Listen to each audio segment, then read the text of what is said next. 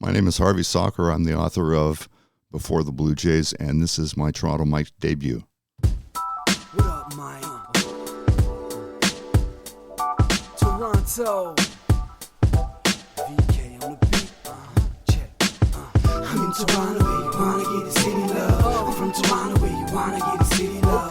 I'm in Toronto Mike, we wanna get the city love. My city love me back for my city love. I'm in Toronto. Welcome to episode 1869 of Toronto Mic'd, an award-winning podcast proudly brought to you by Great Lakes Brewery. Order online at greatlakesbeer.com for free local home delivery in the GTA. Palma Pasta. Enjoy the taste of fresh, homemade Italian pasta and entrees from Palma Pasta in Mississauga and Oakville. Visit palmapasta.com for more. Fusion Corp's own Nick Iones. He's the host of Building Toronto's Skyline and Mike and Nick, two podcasts that you ought to listen to. RecycleMyElectronics.ca. Committing to our planet's future means properly recycling our electronics of the past. And Redley Funeral Home, pillars of the community since 1921. Today, making his Toronto Mic'd debut, it is the author of Before the Blue Jays, professional baseball in Toronto prior to 1977. It's Harvey Sahker. Harvey, nice to meet you. Nice to meet you, Mike. With a name like Sahker, even though it's spelled Sahker, you'd think you'd be writing a book about professional soccer in Toronto. Well, maybe another day. That's the sequel. That's right. Are they making any Harveys? I was thinking of the name Harvey. Like, you know, I know a bunch of Harveys, but no kids named Harveys. I got 4 kids. None of their friends are named Harvey. Is that a name that has fallen out of favor? Like, are they still making new Harveys? Well, they were at least about 20-odd years ago. If you watch English Premier League soccer highlights, you'll see that there's a few Harveys kicking around in the upper reaches of British football. So you are ready to write that book on professional soccer in Toronto prior to TFC? Prior to TFC, yes. That would be Toronto Metro's Croatia and various other iterations of the Blizzard, I remember. Yes. Okay, let's talk about some old soccer teams. No, we're going to talk baseball. So it just so happens the Toronto Blue Jays are about to embark on their 50th season. Were you at that first game on April 7th, 1977 at Exhibition Stadium? I certainly was. I went with my dad. What do you remember about that snowy day? I was only like a toddler. Like, I just watched the footage and the recaps, you know, when I discovered the Blue Jays in the early 80s. But what do you remember about that day in April 1977? It was bitterly cold. It was one of those days the temperature was just above freezing and very, very high humidity, and there was no way to escape from the damp. Yeah, you're by the lake there. You're kind of at the mercy. And I know that scene. Who's the Chicago White Sox player who put on the snowshoes? I feel like that was the photo to go to. But we won that game. Yes, it was 9-5. Doug Alt hit 2 home runs, and Elvis Woods hit a home run in his first major league at bat. And was it Bill Singer who was the starting pitcher that day? Yes, also known as the Singer throwing machine. Okay, look, I think I'm going to love this chat, man. I could just, that was 50 years ago.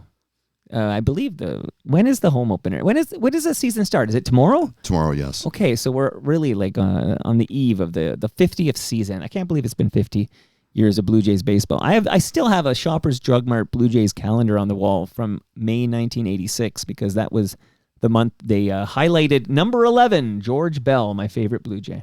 The best kung fu kicker of all. Bruce Kyson. Yes. Bruce Keeson, yeah. Keeson, I knew I'd butcher. I couldn't butcher your name, but I would butcher Bruce's name there. So I just need a little bit of your bona fides. Like, who are you to write this book, which I loved, by the way. Like, we're going to talk about it. I took some notes, but there were some mind blows and fun facts that I didn't know, and I just found it to be a rich piece of Toronto history that I was a little unfamiliar with. So I love your book. But who are you, Harvey, to be writing a book about professional baseball in Toronto prior to 1977? Well, I've lived in Toronto most of my life. I grew up in a baseball family. My dad was American. He was a Yankees fan until the Blue Jays took flight. My mom used to go see the Leafs at the foot of Bathurst Street with my uncle when they were growing up and into the heyday of Jack Kent Cook's ownership of the team in the 1950s. So it's in your blood, and you've written about baseball previously? Yes, I've done some work for Baseball America over the years, various freelance articles here and there, that sort of thing. It's not my full-time job. It never has been. But this is your passion, your hustle. Yes, it's how I'm spending my retirement. Did you yourself ever play amateur baseball? Yes, I played in Great Britain for 13 years. Wow. And I have since played recreational ball, mostly in Hamilton, but also in Richmond Hill, since I returned to Canada from Britain in 2000. Okay, you didn't pick up any of that accent. I don't hear it in the headphones anyway. I still have a lot of the vocabulary, but if you don't use it, you lose it. Well, if I hear you're taking a lift, I'll just assume that's an elevator and not a Uber type car service. Fair enough. Okay, so I hope the kids today, I hope we can educate some people. The kids today, I hope they realize that professional baseball in Toronto does not start on April 7th, 1977, that there's a rich history of pro baseball in this city before the Blue Jays arrive. Yes, it goes almost as far back as Confederation. The first professional team to play in Toronto was a barnstorming professional team. They played a team from Guelph in Toronto, and then the Boston Red Sox showed up not long thereafter. They played a Toronto amateur team called Dauntless and wiped the floor with them. Well, okay, so from your book, I learned about what happened on August 12, 1871. So Confederation is 1867. This is only 4 years later. August 12th, 1871, the Rockford Forest Cities. Yes. And I learned cities is spelled Citys. Yes. Not IES. But they came, and I did not know this. Like the Guelph team was called the Guelph Maple Leafs. Yeah, they were called the Maple Leafs in Guelph for many years. And Cap Anson was this was his Rockford Forest Cities, and they beat the Leafs 38-3. Yes, and they the Boston team beat Dauntless by an even worse score. Jeez. Okay, no mercy rule in these games. No mercy at all. No mercy. Okay, that's the way we like it. Okay, so I was kind of going to bounce around, but the early days. But when does Toronto get its first professional baseball team? So that's like I don't know. They played a game in Toronto, Guelph versus Rockford Forest Cities. But when does Toronto get its first professional team? That was in 1985. They were based at the Toronto lacrosse grounds. You said 1985. Sorry, 1885. Because that's when George Bell made that catch, and we won our first AL East pennant. But yes. 1885. 1885, yes. They played their home games at the Toronto lacrosse ground, which was on the northwest corner of, I believe, Jarvis and Wellesley. Okay, so a lot of this is really what I was passionate about reading your book, these long-lost stadiums. So that's 1885, okay. And that team was known as the Torontos, right? Yes, that's correct. Okay, a lot of creativity with that nickname. The Torontos, okay. And I didn't know about the lacrosse grounds, but northwest corner of Jarvis and Wellesley, I had no idea. So that's 1885. But then in 1886, there's another team that shows up, but like a different league in a different venue. Who shows up in Toronto in 18? So you're right, I'm making the same mistake as you. We're not used to saying 18, but 1886. The team in 1886 played their home games at the baseball ground, it was called, and that was near Queen and Broadview. It went on to become Sunlight Park, which is a nickname that earned because Sunlight Soap, their factory, was around the corner. Okay, the Toronto Baseball Ground, TBBG for short, and it was the Toronto Canucks? Yes, they had various nicknames over the course of time. They latched onto the Maple Leafs nickname early in the 20th century. Okay, and just wondering at some point, the Canucks, at some point, they play home games at Rosedale Field, which is in Rosedale Park. Is that right? While they were waiting for the new stadium near Queen and Broadview to open, they played just a handful of games at the beginning of the season at Rosedale Park, yes. I think it's a mind blow, all these stadiums that were hosting professional baseball in the city back in the day, you know. But the TBBG, which what you said it was Queen Street and Broadview Avenue, right? Known as Sunlight Park Road, and apparently also baseball place. I learned that from your book. But that's where like the exit ramp from the Adelaide Street East to northbound Don, that's sort of would cut right through center field at the TBBG. That sounds right. I got it from you, man. I got it from you. Oh, it definitely sounds right then. When do teams, like I know all about the island where they would have professional baseball. When does a Toronto team first play home games at Hanlon's Point? The first season there, I believe, was in the late 1890s. They played in 3 parks at the same location at Hanlon's Point. The first 2 burned to the ground. I know. I wanted to talk about that. Okay. I mean, so this, you're right. It was 1897, as I read in your book. 1897, we had a couple of clubs playing. So there's a team in the Canadian League that was playing at TBBG, but then they fold mid-season. And there's an Eastern League team that plays at Hanlon's Point. So that was known as Island Stadium. But you got to take a ferry to get there, unless you got a good kayak or maybe a canoe. I think I got to try that one day. It takes a long time though, but you need a ferry to get there. And you mentioned the fires. So I was taking note of this. So in 1903, that Island Stadium is completely destroyed because of a fire.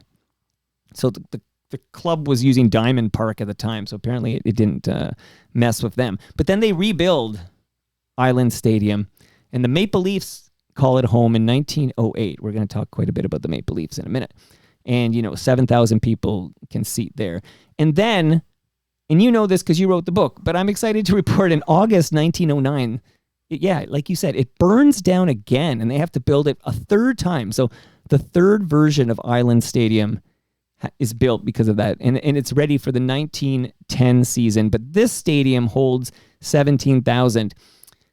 What exciting historic moment in baseball occurs at this third iteration of Island Stadium back in, I guess, 1914?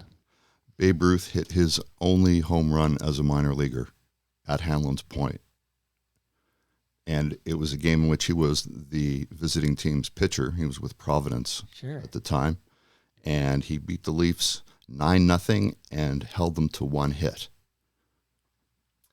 Shohei Ohtani of his time. Yes, definitely. But this is, I know this history that I guess the Red Sox sell him to the Yankees and they're like, we don't want you pitching anymore. Do you think it's just nobody could wrap their head around the fact that, this guy who hits these bombs, this tremendous offensive outfielder, nobody could wrap their heads around the fact that, he could also pitch? This just was beyond the realm of fantasy? It's happened on and off in Major League history where a player was, they weren't really sure whether or not to make him a pitcher or a position player. But, Ohtani set the standard. Nobody touches him except for Ruth. Yeah, unbelievable. So, and it is a fun fact that he only ever hits 1 minor league home run ever, and that happens here in Toronto. And later I'm going to blow the mind of listeners, and I got this from your book. This is a mind blow, but later I'm going to blow the mind of listeners by telling them that was not the one and only home run Babe Ruth would hit here in the 416. That's correct. He hit a few as a member of the Yankees in exhibition games against the Leafs at Hanlon's Point and at Maple Leaf Stadium, which existed between 1926 and 1967 at the foot of Bathurst Street. Okay, yeah. Look, we're cooking with gas here. So we're getting to that foot of Bathurst Street, and we'll get to that fun fact again later too. But this minutia, this trivia about these long-lost stadiums and different pro teams, I'm kind of going through them, and then we're going to dive into some stories here because it's a lot of me, and we want more Harvey. I can hear the listenership yelling, give us more Harvey. But in 1914... this is the second time we had 2 professional baseball teams in Toronto. So you got that Toronto Maple Leafs playing at that third version of the Island Stadium at Hanlon's Point. But there's a team called the Beavers, and they're playing games at a place. I want you to tell me about this place. It's called the Motordrome. Yes, I should point out that Toronto Beavers team played most of their home games at Hanlon's Point. It was just a handful of games that were played at the Motordrome. The Motordrome was a motorcycle racing and bicycle racing track. It was completely circular, and it was, I believe, a mile in circumference, and that was big enough for a baseball game to be played on the infield. And that's what they did several times in 1914. It's hard to even wrap your brain around this, this venue, right? And I know it was on Greenwood Avenue, north of Queen Street East. That's correct. This isn't a time when you can actually, there were pro teams in Toronto that might even play east of Yonge Street. Can you believe it? Like that hasn't been the case in a while. That's very true. That's a strange time, but okay. So the Motordrome, I'm trying to envision it in my head, but so you got motorcycle and bicycle racing going on, and then somehow you're able to play the Beavers. Anyways, the Toronto Beavers are able to play some games in the Class B Canadian League. Yes, there was actually talk of putting another Toronto team onto the map around that time. The Federal League, which was a third major league that existed for just a couple of years, was interested in putting a team in Toronto, but at that particular point in time, interest in taking ferry rides to Hamilton's Point on a regular basis was falling out of favor, so it never happened. Well, you know what? I'm advocating for this now, Harvey, and if I were around back then, I'd be advocating it, because I know the Leafs play at Hanlon's Point until 1926. But I would have been saying to Toronto City Council back in the 20s, I'd be like, we need to build a bridge so people can walk and or bike to the island. Or indeed go through an underground tunnel. Well, they got it almost halfway done, right? We're already going to Porter or to the airport. Just to extend that. Yes, that would do the trick. Okay, I'm gonna make some calls after this recording, Harvey. See if we can finally get that done. I know a city councilor came over and was telling me that we could have gondolas. So you get on the gondola, and I guess you could put your bike on there too, and it would take you to the island. But that would even work. I'd like to see that. Okay, well, hang in there. We're making progress here. Okay, so this island stadium that was on Hanlon's Point, which I've read so much, I find it fascinating. I've seen photos, but of course, long gone. I was on the island this last summer, couldn't find the island stadium. But the Leafs called that home until 1926. And then you mentioned this venue, and I've seen photos of this too, and we can talk quite a bit about this venue. Maple Leaf Stadium. This was at the foot of Bathurst Street. They call it Stadium Road now, right? Yes, the street runs between the site of the stadium and Tip Top Taylor's. Yeah, the condos now that took the Tip Top Taylor sign. That always, whenever I want to envision where that stadium is, I just see the Tip Top Taylor logo on the condos there, and I think it's got to be around there. Yes, that's correct. Okay. Did you ever attend a game there? In vitro. I was. My mom was just early into her third trimester with me when she and my dad went to a game at the stadium. It was bat day, and I wasn't really there. According to you're some in people. vitro. It depends who you talk to. That's right. You were baking yet? Okay. I ended up with the bat as a result of going to that game. Was it sponsored back then, or was it just a bat? It was a 7-Up bat. Okay, that's exciting. I grew up in the era of the Catelli bat, but this was a huge day. Like when we were going to Catelli Bat Day at Exhibition Stadium. That was always exciting to get these. They're shorter and thinner than a typical bat, but it was always exciting to get your Catelli bat. I can't imagine Bat Day existing nowadays. It would just be regarded as too much of a security risk. The Jays, in their first season, had hockey stick night late in the season. I think it was a game against the Cleveland Indians, and people got them on their way into the stadium, not on their way out. There were no fights that I'm aware of. Well, I'm surprised now that I was young and naive, but I remember getting the Dominion. I think it was $1. I want to say it was like $1 to get grandstand seats, the general admission at Exhibition Stadium, if you bought it at Dominion. Like these were $2 seats and they were half price somehow. Yes, you had to spend a minimum amount. I think it was $10 at Dominion, and that entitled you to a ticket for $1. But I remember as a pretty young kid being there, and if we were playing, like, let's say we were playing New York Yankees for sure, or Detroit Tigers, a lot of their fans would come over the border and get into these cheap seats, and they would be drinking the beer like crazy, and fights would be breaking out everywhere. I cannot imagine What would have happened in the grandstand in a game like that if everybody had a Catelli bat in their hand? Yes, or a hockey stick. Okay, geez, okay. What were we thinking? Okay. This is like when you find out, when you drove home from the hospital, you were like not seat belted. Like you get a, it's like, oh, really? Like that's how we rolled back then. Okay. So, Harvey, let's reset here. 1926, the Leafs say goodbye to Hanlon's Point, and they move into Maple Leaf Stadium. That stadium, tell me a little bit about Maple Leaf Stadium. It held 23,000 plus fans, as I read. That's pretty good. Yes, that's enormous for a minor league stadium, and there were porticos that were sort of reminiscent of Yankee Stadium. It was quite a grand structure from the outside. And Larry Milson, who's a dear friend of this program, has been on multiple times. I bump into him all the time. I'm wearing my Toronto Maple Leafs because, of course, well, actually, they just rebranded it. So I was going to call it Intercounty Baseball League, but now it's like the Canadian Baseball League, right? Yes, it's the second league to have that name in the last 25 years. Okay, but Leafs play at Christie Pitts, and Larry Milson, I'd often see him there taking pictures and checking out the baseball action. But Larry Milson will talk your ear off about all the games he attended at Maple Leaf Stadium. He had a great time at that old stadium. Yeah, from what I understand, it was a fun place to be. And when did they shutter that stadium?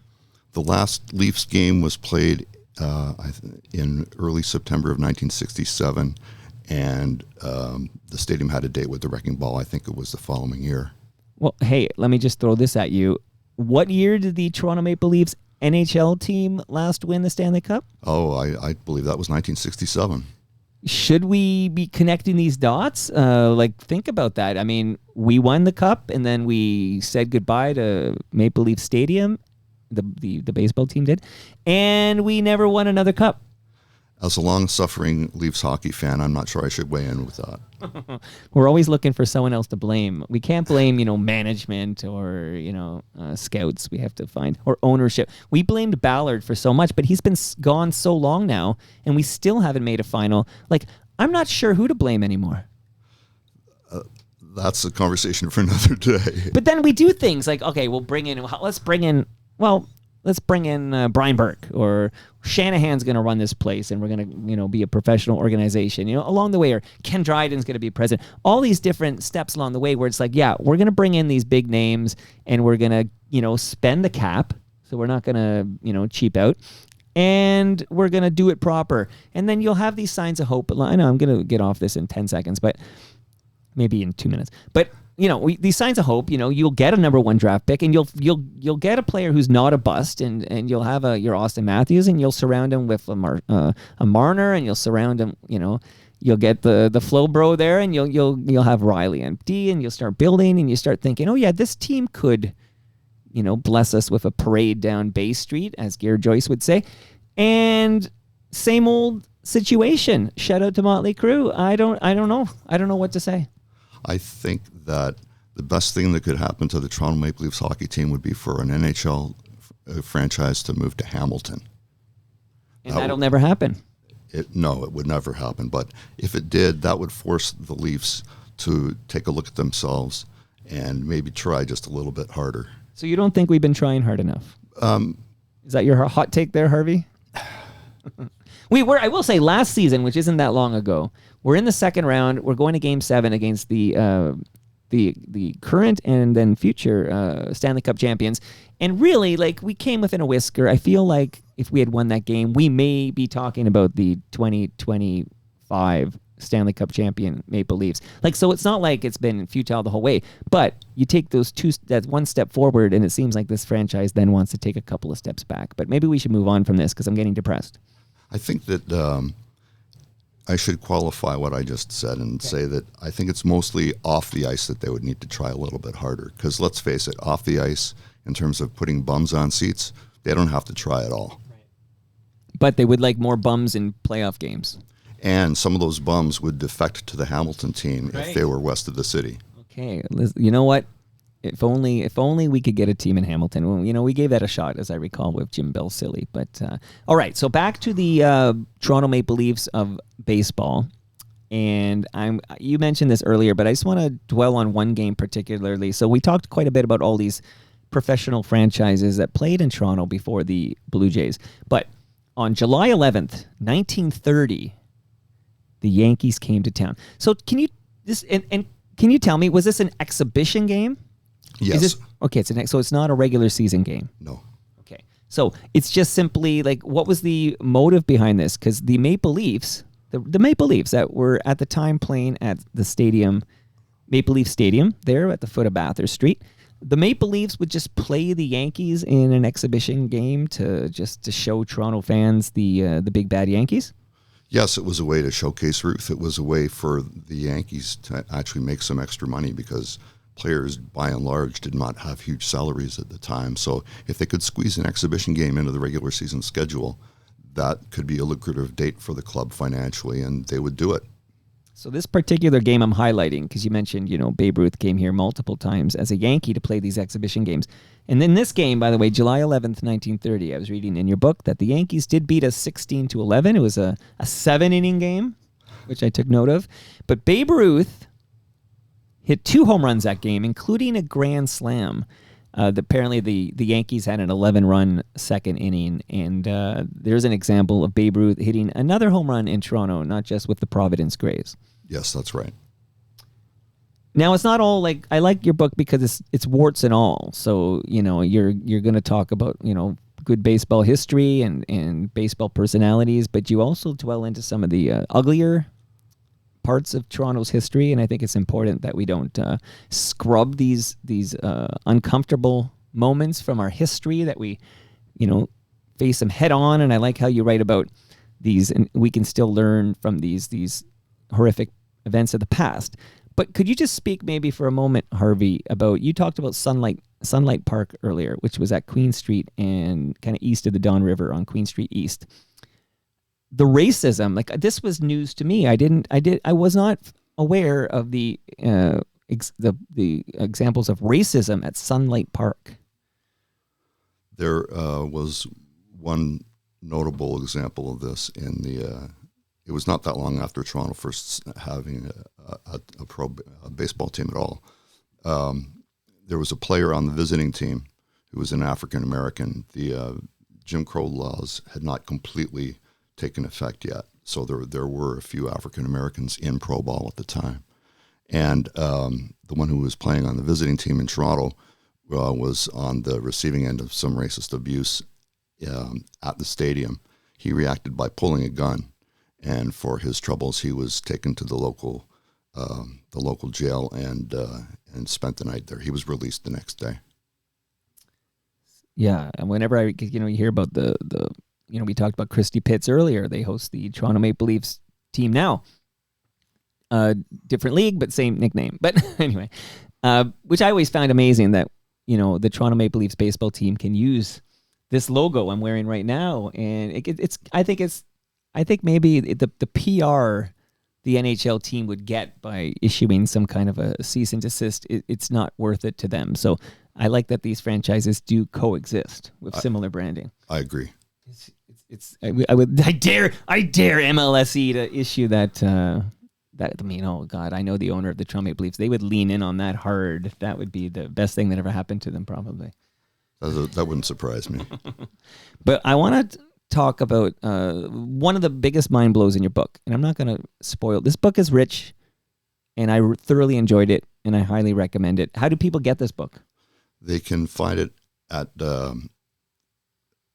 Indigo, Book City, if they're near St. Mary's, Ontario, at the Canadian Baseball Hall of Fame, and various independent booksellers, and on Amazon. Any baseball fan should get it, but not only that, I'm going to extend this to people like myself who are just interested in Toronto history. Even if you're not a big baseball fan, I think this book would be a worthwhile read, just to read about Toronto history. I think so too. Thank you for saying so. I learned a lot. I did too when I was researching the book. But I'm not as bright as you, so I had more to learn. Oh, well, I don't know about that. 2 + 2, quick. All right.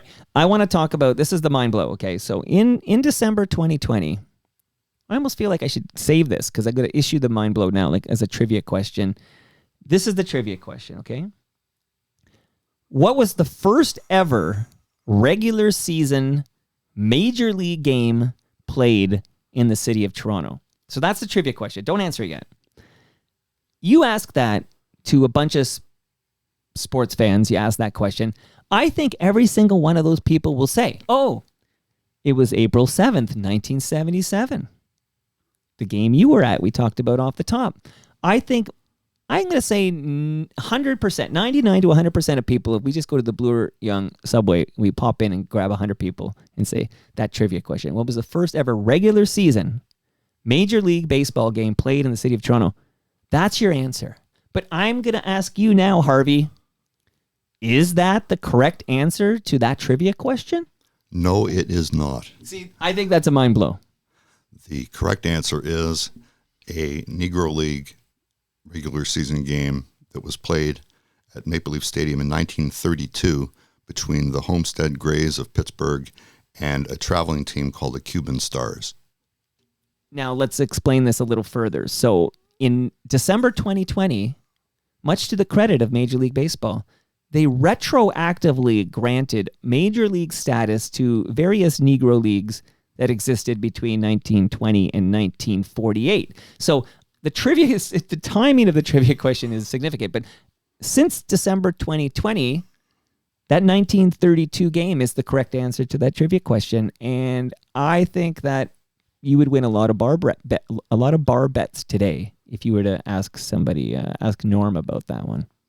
I should put that to the test, actually, at my local. Well, so there is a WhatsApp group with listeners of this podcast, and I literally just yesterday just dropped in that trivia question, and the wording's important because you got to state it's a regular season game because those Yankees exhibition games wouldn't count, and you got to say it's a major league game. It's major league game played in Toronto. So if you phrase the trivia question properly, so I did it, and then of course, pretty much right away, it was Hayref, I believe, who said April 7, 77. He says he watched it on TV, and then you get to be the smartass who says incorrect. Get out of here with that nonsense. Don't you know anything? And it's interesting to read in your book that several Negro League games were played in Toronto over the years. Yes, some count as quote-unquote major league and others do not because of the leagues that were involved. There were such games played elsewhere in Canada too, in Hamilton, St. Catharines, and Chatham in Ontario, and some games out west as well. And worth noting, well, I think that's fascinating. And I'm when I look back at that announcement made in December 2020, I think that was a very, very astute move by Major League Baseball. Yes, it'll never change what happened in the past, but it's a try at least to smooth the waters a little bit. Long overdue. Jackie Robinson played baseball in Toronto. Yes, he played as a minor leaguer with the Montreal Royals of the International League when he was with that club in 1946, which was his only minor league season before coming up to the Dodgers. Yeah, that's a great piece of Jackie Robinson's story, his time with the Montreal Royals.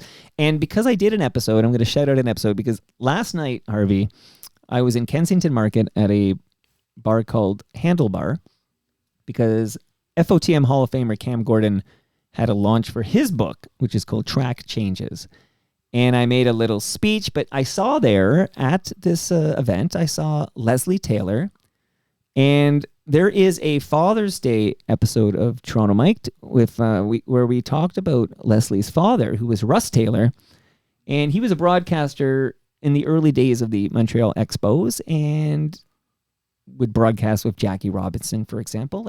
So just shouting out Leslie, who I got to see at Handlebar, and her father, who we did a campaign, and we're still working on it, but we believe her father, Russ Taylor, belongs in the Canadian Baseball Hall of Fame in St. Mary's. I see. I think that would be fitting for Joe Crysdale as well, who was the radio broadcaster for the Leafs for many years. Okay, then what about, I have another name I'm going to throw at you for the Canadian Baseball Hall of Fame before we get to some of these personalities you write about in depth in your great book. But what about Rob Butler? Like, this is the only Canadian who ever, won a World Series with a Canadian franchise. That's an interesting idea. It's a tough one because there seems to be a dual purpose for putting players into the Canadian Baseball Hall of Fame. One of them is they're Canadians. They played a lot of ball. They were very, very good. The other is they played for Canadian team, and they were very, very good. Right. And they're never the twain shall meet in most cases. Well, and also what works against Rob, of course, and his brother, but his brother never won the World Series. That's a big difference there. But Rich, who I've had on the show because I recorded live from Christie Pitts during some Maple Leafs games, and I had the Butler boys on. It was tremendous. But what works against Rob, I think, and I don't think he denied, is that he did not have a excellent Major League Baseball career. Like, it wasn't a long, fruitful career, but he did get that hit off Schilling, as I recall, and he was a part of the World Series team. And I just think that's interesting that, Jays have only won 2 World Series, but there's only one Canadian who was a part of either of those teams. There's another thing about Rob Butler that seems to slip under the net, and that is the fact that he won a minor league batting title. And you would be hard-pressed to find a Canadian baseball player who won a minor league batting title. That was when he was playing for the St. Catharines Blue Jays in probably still the late 80s, possibly very early 90s. Yeah, East York legend. Yes. The Butler boys. The family comes from Newfoundland. I've had many chats with Rob, but the Butler is apparently a huge surname in Newfoundland. So there's some Butler history for you. The Butler did it, is what I'm telling you, Harvey. Okay, so I got a couple more names I'm hoping we can talk about here, and then another couple more pieces of trivia that I learned from your book. But because you made this long trek here to talk about your book, which is called Before the Blue Jays, Professional Baseball in Toronto Prior to 1977. Harvey, I'd like to give you a few gifts. What do you think of that? Sure. You can't say no to free stuff, right? Because then I'd be sending you to see some psychiatric help, I think. We got to see what's wrong with Harvey. He doesn't want anything free stuff. But I have for you today a large frozen lasagna courtesy of Palma Pasta. I'm telling you, when you make up this lasagna, you'll be telling me, Mike, that is the best store-bought lasagna I have ever tasted. That's great. Thank you very much. So you don't leave home. Don't leave for home without that lasagna from Palma Pasta. I swear by the good people at Palma Pasta. They're in Mississauga and Oakville, but you can go to palmapasta.com and you can order online and cater your events too. I've catered several events. In fact, TMLX events, and we're going to have one the last Thursday of June, which I believe is April, May, June, 3 months from today. So that's at Great Lakes Brewery. So speaking of Great Lakes Brewery, that's in South Etobicoke here. They sent over some fresh craft beer for you, Harvey, to take home. Thank you again. And the big announcement from Great Lakes, where's my drum roll? That sounds cheesy if I play a drum roll. But today is the official launch of the Sunnyside Session IPA. So this is the summer brew of choice for yours truly here, and I'm excited that it's back. So it replaces the Fighting Weight Octopus. So you have one of the last cans of the Fighting Weight Octopus, and soon I'll be giving gifts some Sunnyside Session IPA. So today is Sunnyside Day across this fine province. What else do I got for you, Harvey? Okay, let me give you a measuring tape. That's for you. Thank you.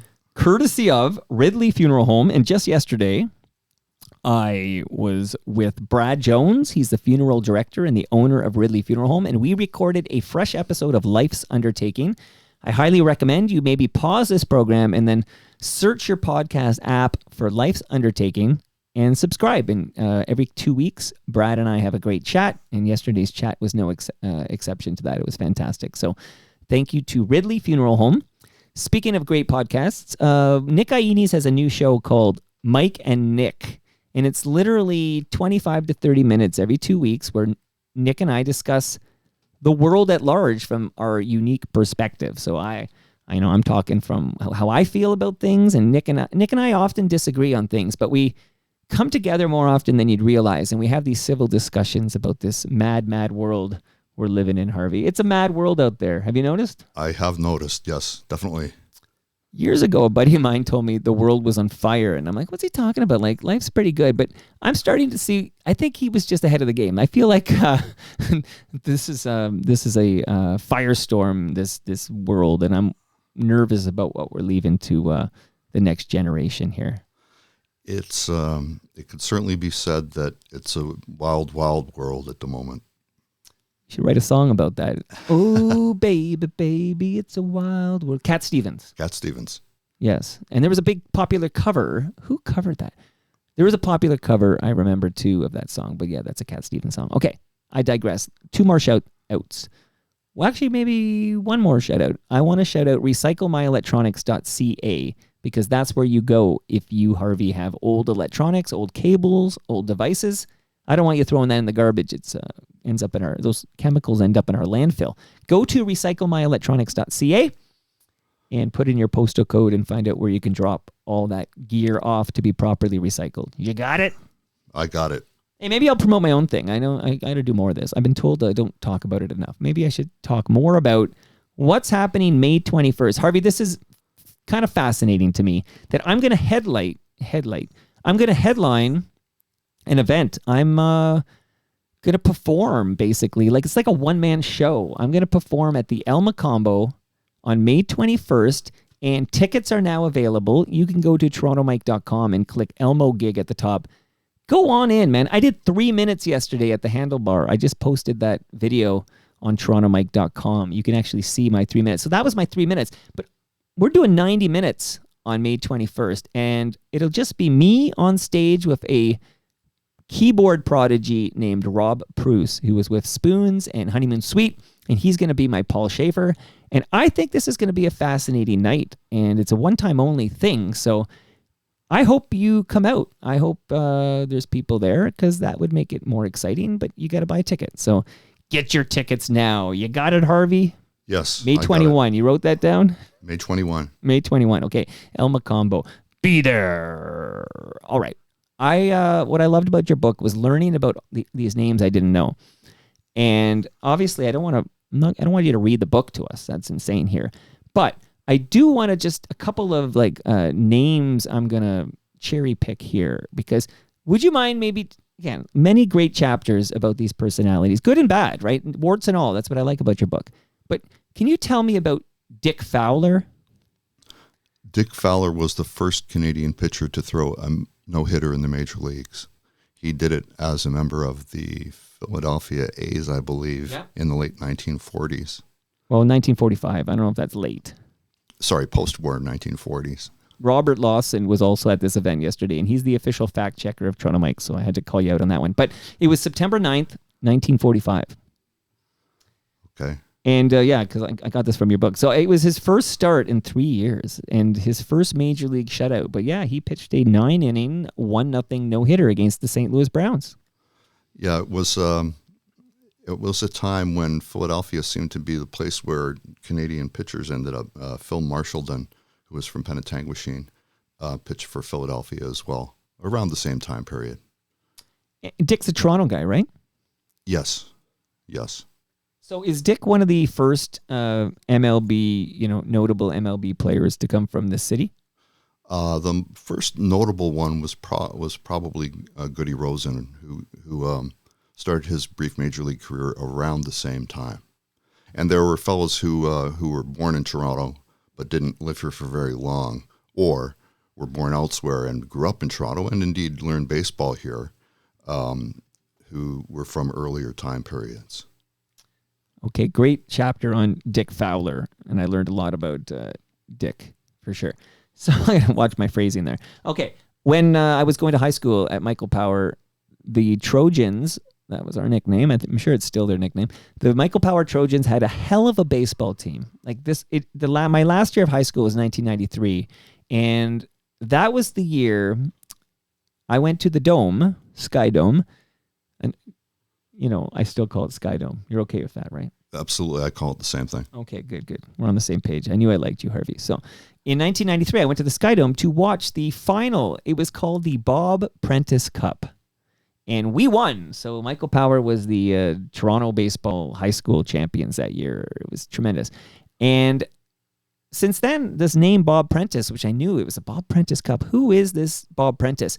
Well, I would learn more and more about Bob, but there's a lot of great Bob Prentice detail in your book. Yeah, Bob Prentice was a scout for the Blue Jays for many years, and he was also a professional baseball player. He made it as far as AAA. He had a pro career that lasted about a decade, mostly in the 1950s. And you talked about him being a scout. So pre-Blue Jays, one player he signed, I'm hoping you can say a few words about, was John Hiller. John Hiller was from Scarborough. He spent his entire major league career with the Detroit Tigers. Right in the middle of his major league career, he suffered quite a debilitating heart attack, and he missed, I believe, over a year of playing as a result. When he suffered the heart attack, he was sort of a spot starter, long reliever sort of guy. When he came back afterwards, he was a closer, and he was a very effective closer. For a brief while, he held the major league record for most saves in one season. John Hiller, signed by Bob Prentice, who would later be the scout for the Toronto Blue Jays. Absolutely. Now, here's a trivia question you ask in your book, but I got this one right. Okay, I nailed this one. And I've talked to this gentleman's son at length for a project I was doing for a client. But the question is, name a former major league pitcher from Toronto with a medical degree and an engineering degree. That would be Ron Taylor. Woo! Talk to me about Ron Taylor, please. Ron Taylor, I believe, was from Leaside. He certainly played for Leaside when he was growing up. He was signed by the Cleveland Indians roughly 1960, maybe 1959, and he was an outstanding student, and he actually wangled an agreement with the Indians in which he played in the minors starting when the school season was over. So in other words, school would end in June. He wouldn't report to their minor league affiliate until school was over because his education was important to him. Is he getting all those heavyweight degrees? Yes. As it turned out, he finished his engineering degree the year that he was called up to Cleveland. He played about 10 years in the majors, and then when he retired, which I believe was after the 1973 season, he went back to school. University of Toronto took a chance on him as an overage medical student. He got his MD.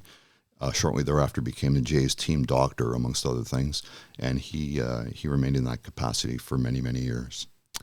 So Haley Wickenheimer was not the first to do such a remarkable thing. It was Dr. Ron Taylor. I had the pleasure of interviewing Dr. Taylor once several years ago, and he was the best interview I've ever had. Wow. Okay. Yeah, I wish, sorry, I missed Ron Taylor. I did in a different capacity. It was kind of a mind blow that I was doing a gig for a client at One Yorkville, and I'm chatting up another Dr. Taylor, but it's Ron's son. And he was involved in a documentary about his dad, Dr. Baseball, and it just was fascinating to talk to Ron's son about Ron Taylor. Was that Drew? Yes, Drew. Drew pitched in the Jays farm system briefly, and he also played for the Leafs at Christie Pitts for at least one season. Okay, keep the mind blows coming here. All right, one more trivia question, and then I have some questions about you writing this book here before we say goodbye. You ready? Yes. That's kind of cheating to ask you this question, though. You wrote the damn book, so you're going to know the answer. But I like this trivia question. The question is, name a player who played for both the, and I'm going to put a caveat here, the International League Maple Leafs and the Blue Jays. The first one that comes to mind is Rico Carty, also known as the Big Man, who was a full-time DH once the DH was introduced in the American League in the early 70s. His career was extended by probably at least 5-6 years as a result of that. He won a National League batting title back in the 60s, and he was notorious by the time he became a Toronto Blue Jay for not running out ground balls. He's a big man. There's another name. That Rico Carty is absolutely the correct answer, of course. But there is a second player who played for both the International League Toronto Maple Leafs and the MLB Toronto Blue Jays. That was catcher Phil Roof, who had about a half a dozen at-bats with the Jays their first season before he retired. So Phil Roof and Rico Carty. So if you're collecting the barroom trivia questions, that might get you a free round of Great Lakes beer. These are another one you can add to the list. So Harvey, now that you've published before the Blue Jays professional baseball in Toronto prior to 1977, how are you feeling? Relieved. It was a long haul. Well, how long? Because I'm fresh off this book launch for Track Changes, and Cam, I think he's several years he spent writing that book, and I'm like, well, that's a long time. Like, how long did it take you to write? It's very rich in detail, and again, I think I know enough or more than the average Joe, and I learned so damn much from this book. So, how long did it take you to put this together? Elapsed time, in other words, start to finish, including all the breaks in the middle. It goes back to the 20th century, but that, I'm being a little bit unkind to myself if I say that I've been working on it the whole time since then, because in the interim, I got married, I had a family. Now the kids are out of the house. My wife works from home, so I've got time on my hands. And what better way to spend it than to research Toronto's rich professional baseball history? Yeah. So, was any of it tedious, or was it all fun because you're a historian, you're a buff? The tedium for me is always transcribing interviews. Yeah, I can imagine. But this was a great passion project, and I'm wondering now. So you're now on Toronto Mike. You just made your Toronto Mike debut. You are now an FOTM. That means friend of Toronto Mike. They can never take that away from you, Harvey. Oh, thank you. How do you feel very much. about that? That's what we should focus on. How do you feel about that? You're now an FOTM. I am honored. Thank you. What's next? I was asking this of Cam the other day. Like, I've never written a book. I've never published a book. Is this your first book? No, it is not. What's your first book? I've written two others. One was a compilation of local sports stories that I did for the Metroland group of community newspapers in the noughties. That was self-published. And then in 2011, I wrote a book about the history of baseball in England, because I lived there for a long time and learned quite a lot about the history of baseball in England. You know, I didn't even consider that there would be a rich history of baseball in England, but apparently there's enough for a book. There was. There are some very obscure... Is it a pamphlet? What is it? No, just kidding. No. It's a full-size paperback. There are some interesting stories that come out of British baseball over the years, including, for example, a team in the early 1890s that won the national championship that was made up completely of music hall, in other words, vaudeville performers. Okay. There's a mind blow for you right there. Wow. Okay. So labor of love, it sounds like it goes back to the 1900s writing this book. So that's a long haul there. So when you finally, what is it? Dunder and Press publishes this, right? So at some point you have to deliver a final version of this, I guess. Actually, when I punted the book at them, it was already written. The first draft was already written, so it wasn't a situation where they wanted they would have been happy, I think, with an outline and a couple of complete chapters, but the book was written, so I sent what I had. So here's my question for you. So you, and it sounds like you're retired, but you've written this great book. So, and of course, the Blue Jays start their 50th season tomorrow, and this is sort of like the history of pro baseball in Toronto prior to that moment, April 7, 77. Where do you raise awareness about this book? Like, do you get on breakfast television? Are they going to talk to Harvey Sahker about the history of baseball? Or do you get on on CFRB? I guess we're calling it News Talk 1010 now. Do you like, where can you go, and where are you going to tell the world that you just wrote Before the Blue Jays, professional baseball in Toronto prior to 1977? This is my fourth podcast in about the last month. I will be participating in another one later today. Can you name these? I want to know who the heck is. I thought I had an exclusive. I'm very upset, Harvey. Who are these podcasters? Can you tell me these names? I'm putting you on the spot. Not off the top of my head. Okay, I'm but sorry. you've done 3. Were you able to do those remotely, like from your home office? Yes.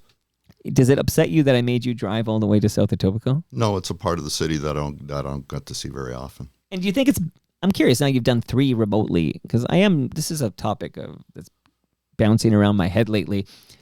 Do you feel like this is a better environment for this conversation, or do you wish you could just like do this on Zoom or something? Oh no, Zoom is very impersonal. I prefer this mode, actually. Well, this way gets you a lasagna. There is that. Do they? As well. They don't send you any beer, right? When you go on these remote. No, it won't fit in the wire. What's the next podcast you're doing? You can't remember. I'm gonna have But are to these check when I I get guess home. so you don't know names of these things, but are these baseball podcasts? Yes. Like, would you be able to get on, what's the name of Mike Wilner's Toronto Star? Deep Left Field. Is that what it's called? Deep Left Field? Would you be able to get on Mike Wilner's Toronto Star podcast? Would that be a place you could talk about this? I don't see why not. I feel like he's a big, Canadian baseball. He's a big St. Mary's guy, and he's a big advocate for Canadian baseball. Wilner should be talking to Harvey Sahker. I would be okay with that. Well, you know what? This is the gateway, I think. So you came on Toronto Mike. Now he's going to see that because he follows me on Blue Sky, etc. And he's going to be like, he might even listen because he's a baseball fanatic. And he would be like, oh, I should get Harvey Sahker on my podcast. If they want, the Jays can put me in the booth for a half inning, and I would be glad to sit there and chat with the lads. Okay, well, I don't know if Wilner can make that happen because, Sportsnet fired him. Yes, I know. I know. I don't know if he has that power anymore. Maybe back in the day here. But okay, and are you a big Blue Jays fan in 2026? Yes, definitely. Can you get over being that close to the World Series and not achieving the goal? Like I'm kind of haunted by how insanely close we were to being champions. Some conspiracy theorists claim that we live in a giant simulation. And in relation to the Jays not winning the World Series, despite everything that they did last year, I got to believe that the programmer put a couple of bugs in the simulation on purpose. Yeah, maybe a IKF, maybe a little more lead off of third base or something like that. We're talking about a millimeter here. Uh-huh.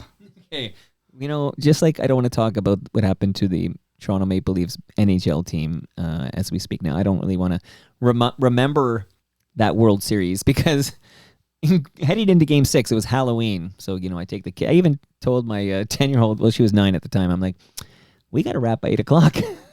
we're going to have to wrap by 8 o'clock. There's something on TV Daddy's got to watch, okay? Because I was so certain we were clinching that thing in Game 6 at home on that Halloween night. Okay, you know what? I got to stop this right now, Harvey. This is cruel and unusual punishment. I'll just tell you and the listenership right now that I love the book, and any baseball fan or Toronto history fan, Jeremy Hopkin, if you're listening, before the Blue Jays, professional baseball in Toronto prior to 1977, I highly recommend it. Harvey, it was honestly great to meet you and chat about professional baseball in Toronto prior to 1977. Likewise, thanks for having me on the podcast. Even just all these, I'm thinking of the Toronto baseball ground. I'm thinking of, we didn't even talk about Rosedale. I mean, we did. Rosedale Field, we did mention it in Rosedale Park. Just all these professional baseball stadiums that existed in Toronto and are no longer to be found. I am of the opinion, last thought for the day, that Maple Leaf Stadium didn't have to be destroyed. What do you think? From what I've read, it had to be condemned, but you hear that about a lot of buildings that end up not being torn down. We could have restored it or something. I just thought it looked really cool. If they would have extended it so that there were seats across the outfield, it would have had the capacity that was probably bigger than Wrigley and Fenway. And that brings us to the end of our 1,869th show. One of those shows, by the way, is an episode with Jeremy Hopkin about, what did we call it? Buildings Toronto destroyed but shouldn't have, or something like that. And Maple Leaf Stadium was on the list, and we talked about that. Go to TorontoMike.com for all your Toronto Mike needs and buy a couple of tickets to see me at the Alma Combo on May 21. Much love to all who made this possible. Again, that's Great Lakes Brewery. Harvey's got his beer. Palma Pasta. Harvey's getting his lasagna. It's in my freezer. Nick Ieni's. He's hosting an event for Brad Bradford on April 2nd. Get your tickets now. RecycleMyElectronics.ca. And, of course, Ridley Funeral Home. I'm going to record. The next episode drops tomorrow, but I'm actually going to record it at 2 p.m. today, and I'm pretty excited. Making his Toronto Mike debut is a tremendous musician, Andy Stokansky, and accompanying him, maybe even co-hosting the episode, is Blair Packham. So that's going to be totally rad. See you all then.